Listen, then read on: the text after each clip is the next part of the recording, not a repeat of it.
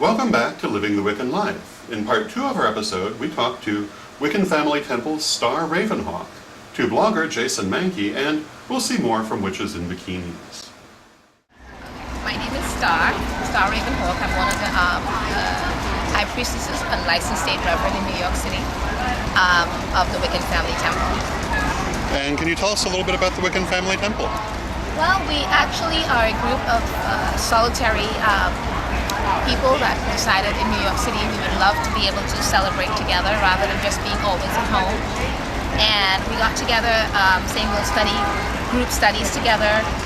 We started that, and now we have an Academy of Pagan Studies, the first witch school in New York City, imitating one of our friends in Salem. And we started with the Academy, and then we turned it into the temple, because we're not a coven or a temple, again, because most of us are solitary people. And I think we do a lot of events and a lot of different rituals in the city. We picked mostly the East Village because we feel a lot of kinship over here. So we do, even in the warmer weather, we do a lot of the full moon celebrations in the park. So we're very frontal and very much into bringing the people of New York City, the pagan groups together, and all about celebrating the S-Bats and the Sabbats together. Wonderful. And where are we today? We are at Union Square Park. I'm very proud that we're here. It was a bit of a difficulty, but we made it. It's a very, very, very frontal and central park in New York City. Huge events usually happen here. So to even try to put on what we're trying to do here was a big task. It took a lot of us combining our efforts to do this. So I'm very grateful for the people that we have with us. We are very grateful for the authors and the vendors and everyone that came in to do this with us, because we feel like a lot of the places that people tend to do a lot of the pagan events are not as central, and it's more of a touristy area, so that the people of New York really does not see us as much or know that we're here, and we are trying to get our rights being heard and represented, and let people know that a lot of their misconceptions about us, educating the media or the public in general, and not just the tourists but the people of New York City. When we chose this park online, there were a lot of comments, some of it negative from a lot of the Christians were saying, what are the witches doing in New York City and in Union Square? They don't belong here, and things like that. And it was nice to see actually some Christians got online and said, well, they do have the right, just like we have the right, they have the right, and things like that. So I stayed out of the conversations online, but I watched it happen, and I thought, a lot of it was negative, but some of it was defending us, and I thought that was really nice of people who didn't even know us to defend us. So there are a lot of good people out there, and really, again, it's more educating the public on the fact that there are a lot of misconceptions. The media, the movies, a lot of it's not well researched, and that they should educate themselves first before judging us. How did you come to this path? About 24 years ago. I was interested in before, about 30 years ago, but more so 24 years ago, my husband passed away, and he was actually a Russian Jewish young man, and he, a rather gentleman. He was not younger than I am, 11 years older than I am. But he was the type of person that didn't judge you on your religion or your race or any of that. It was, he was very open to, if whatever you like is fine with me. It has not, if you like it, it must be good, and that kind of a thing. And so when he passed away, it kind of, I was grieving a lot because I was new to New York and I didn't know anyone much except him. So it kind of devastated me a bit, and Actually, a lot of Christians and a lot of other churches called me to kind of console me, and I was like, I felt at the time very inconsolable. Yeah. So what I did was I started getting more into being proactive, and I thought, if I can feel like I'm doing something to help others with their grief and things like that, that it might help me, and I found that it did. In me getting more into, like, for instance, I created a sigil. I love candle magic, and I was studying a book that Lady Rhea wrote for Magical Realms. I consider that my Bible of candle magic books, and she had a sigil in there for birth, and so I took that and I kind of reversed some of that and created something for Summerland or for someone going through that. And then I said, okay, so by helping someone else with doing that way, I created one and I said I'll do it for my husband, and that kind of helped me deal with my grief. And I found that the more I did it for other people, is the more I felt better about my grief for him and learned to deal with that. So a lot of it dealt with my husband and, learning to be proactive. I like the fact that my religion allows me to be proactive in helping me heal myself and my grief. Whereas that's some of the reasons why I'm not crazy about the other religions. It's not for me. Every religion is not for everyone. Mine may not be something that's good for someone else, but it's good for me. And my attitude is basically whatever floats your boat or whatever makes it right for you, then that's a religion for you. So we're about halfway through the day. Yes. And your head is still on your shoulders. Yes. And, it's not turned around. I can only imagine. Well, I know how busy you've been today. How do you feel about next year? I feel actually quite great. I've had so many positive comments from people who are relatively strangers. They knew, not even new to us, but new to our type of religion. They were curious, they were inquisitive, and they were saying congratulations and when are you guys doing it again? Wonderful. Right away saying when are you doing it again and can we be part of it or any of that, things like excellent. that. So in general, I think the community area that we're in, they were very happy that we're here. Wonderful. Yeah. Well, thank you very much. You're quite welcome. Now, if people wanted to learn more about the Wiccan Family Temple or about the Witchsfest USA, where would they go? For Wiccan Family Temple, you can go to wiccanfamilytemple.org, and that's our temple, and we'll give you a lot of different information.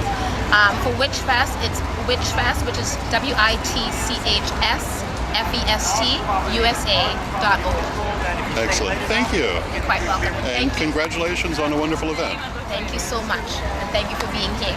It's my pleasure. Thank you. I'm Jason Mankey. I have a blog at patheos.com. It's called Raise the Horns.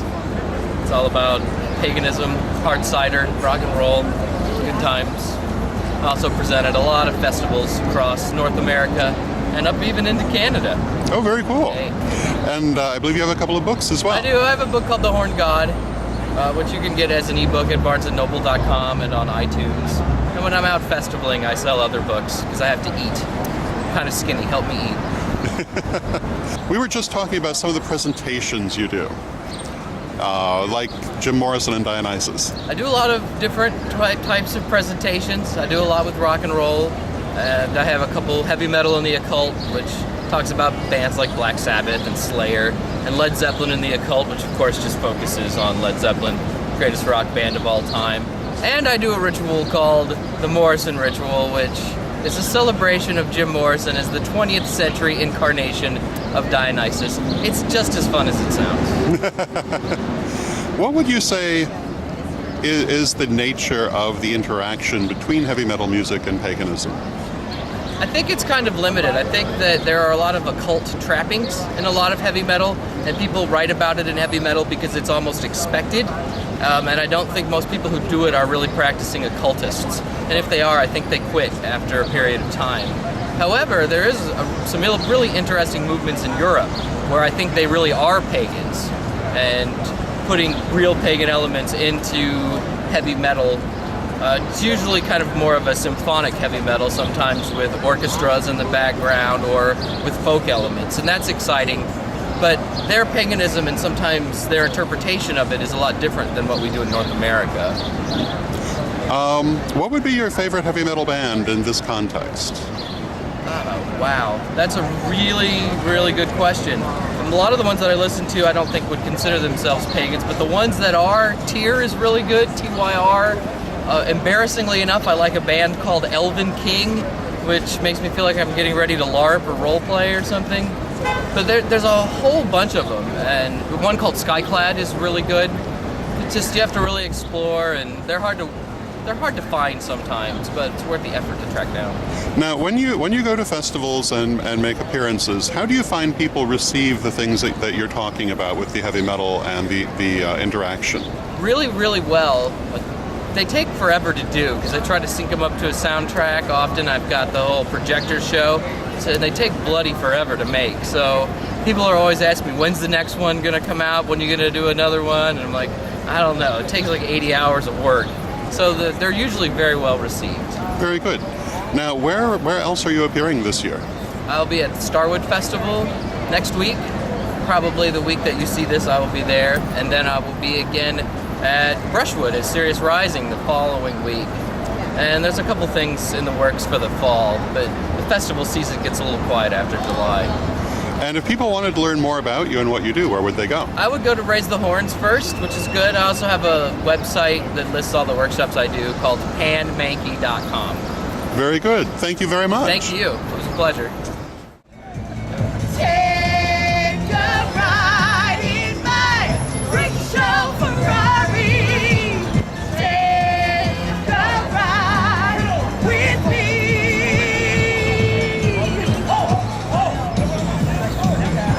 Now you put those guns down. This is no Ferrari.